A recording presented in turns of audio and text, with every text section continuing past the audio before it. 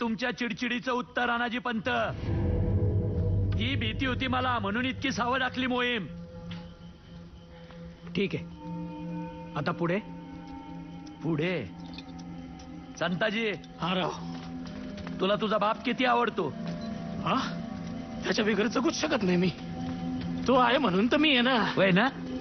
मग बहादूर खान सकाळी तुझ्या बापाकडे पोचायच्या आत बैरजीने दिलेला निरोप तुझ्या बापाकडे पोहोचला पाहिजे, नाही तर बाप हातचा गेला म्हणून समज. हा हा.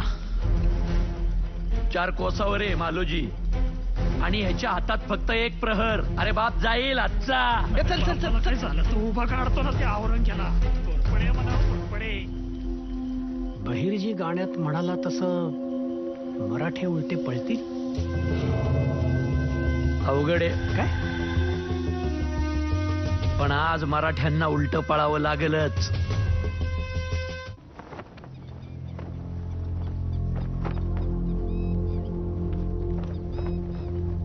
अनाजी पंत म्हणतात त्याप्रमाणे बहुधा आपल्या सगळ्यांच्या रक्ताचे पाठ रायगडाच्या पायथ्याशी पोचणार. रामबीररावाचा निरोप आल्या बगर इथून निघायचं तरी कसं?